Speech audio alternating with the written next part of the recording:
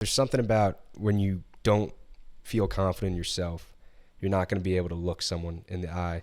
And that's what I want to get back to. It's just do you think you are, you're content, not content, but happy with yourself? Like you feel confident in yourself? How long? Yeah. How long was this process takes?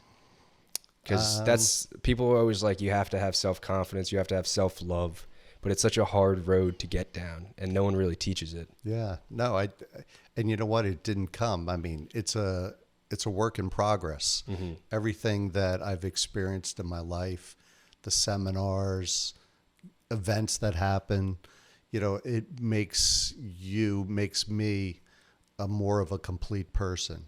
And, acceptance is huge, right? I mean, taking responsibility is big, and confidence comes, as I continue to accept and not make excuses, and look at, okay, what do I do with this?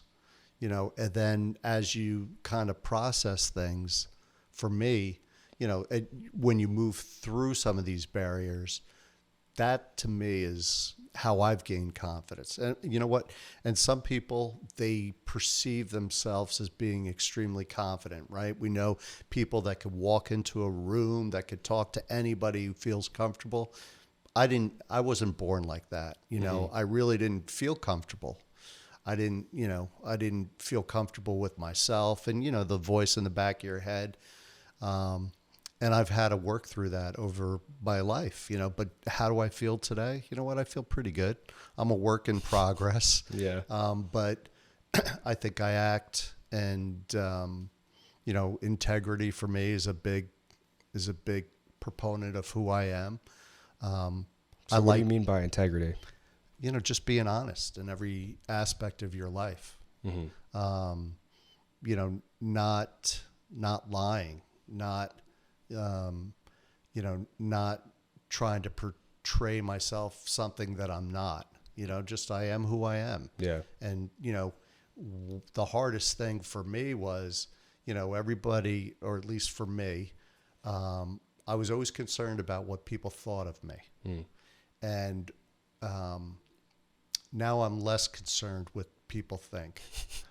And it's not because I don't give a crap. It's just because I realize that other people's opinions about me are their opinions.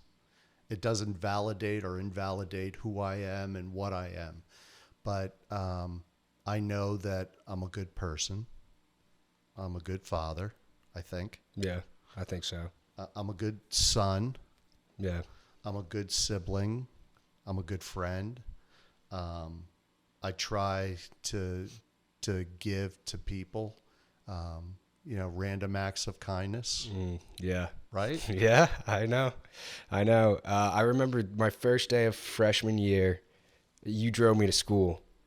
And I think the first thing, you were dropping me off, and you said, I don't remember what I was worried about. Well, it was a new school. That was probably what. But you're like, you don't need to worry about what other people think of you because they're too worried about themselves. And I was like, yeah. Or there was something like that, right? Do you remember? Profound. It was profound. I still remember it. But it's true. Everyone's too caught up in their own bullshit to care about yours. Yeah. But that takes a while to figure that out, right? Yeah. Because, I was always like, I was the most important person, right? Everybody's looking at me. Mm-hmm. And the reality is nobody gives a shit about me. Yeah. That's fair. So how did you get through that? Just with time? Time and events of my life that kind of pushed me in that, way of thinking, Mm-hmm. I wasn't comfortable with who I was. Why was that? I think I was born with this, I'm not good enough, Mm-hmm. Conversation, in the forum you talk about, what led to that type of thinking, because I'm not unique in how I feel, right? I mean, most people have some type of fears or upset about who they are, and that's just reality. It's what we do with it.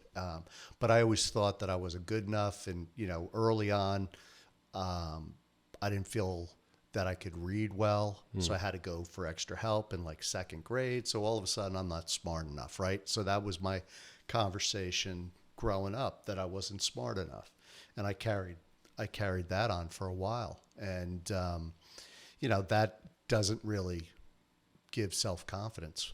When in the back of your head, I'm not smart enough, I'm not good enough. Then as I got older, I didn't feel comfortable. And that's why I think I played a lot of sports, is because that's where I felt comfortable, right? And I could excel. I could, you talk about work ethic. I was a hard worker in soccer and, wrestling and baseball. I would work harder than anybody. Maybe I wasn't the most talented, but I worked harder than everybody. And, the thing I was trying to hide is, and show everybody I am good enough. But I didn't realize that, until like you kind of reflect back and you say, okay, why was I the way I was? And, now I could recognize, why I did things the way I did. Yeah. It's interesting. No, it is. Our childhood, I wish that was like a subject in school, because it shapes you who you are. It makes you act the way you do in love, in relationships, in just how you treat people. But we just think of it as our past, but our past creates our future. And that's why I think therapy is really helpful. Because you can go back and say, I don't like when people just be like, oh, this happened to me, and I'm just going to say, I can blame it on this. Right. It's not my fault. I don't really like that attitude. But if you can learn from it and understand, I feel like you can begin to shift your perspective on things and maybe start acting in a different way, Yeah. But how did you start accepting? Because that's a hard thing. It's easy to say, just accept it, let go. But that's difficult to do. Yeah. Well, I think, for me, it's about my relationship with God, a higher power. When I could accept that, I know that God has a plan for me, and sometimes I don't like what's going on, but I know that He's got me, He's got my back. When I could accept things, then it makes it easier, right? And it's not casting blame on this or that. It's just, okay, God, I got it. What lesson am I going to learn, and where do I go from here? Show me the way. Yeah. But I mean, you're doing a lot of, when you think about, I look at you and Billy as well. And, between doing Appalachia and your connection with, other people who are like that, that's a different conversation than, some, random guy that you meet at, school, that you don't have, you're going in the same direction. You're there for a common reason, and you believe in service, and you believe in God and being of God's people, right? And doing what God would want you to do. And that's to give back and to be generous with your talents. And that's what you guys have done. So, for me, I didn't really have that growing up. But, when you talk about when it was, it was later in life. I went through college. I struggled, acclimating myself into the work world. I didn't feel comfortable in my own skin. I didn't study hard enough. I wasn't in the right industry. I didn't make enough money. All the stuff to validate I wasn't good enough. And, God put some events in my life that said, okay, I'm going to put you back on track. Yeah, because you kind of I like using the story that you told me like a month or two ago when you went for a hike in the woods and you saw a map. You're like, I don't need the map. And then you went and you got lost for like 3 hours. I like using that as a metaphor of just God has His plan. Right. And you can either look at it and follow it, which is being a good person, doing your stuff. Yes. Or you could say, fuck that, and you can go down this other path and get lost until something or you either die in the woods, Yeah. or you get led back. But I got to listen to a podcast. Well, yeah, And that was a good one. It was you and Tassa. oh, that was a good one. one. That was a good one.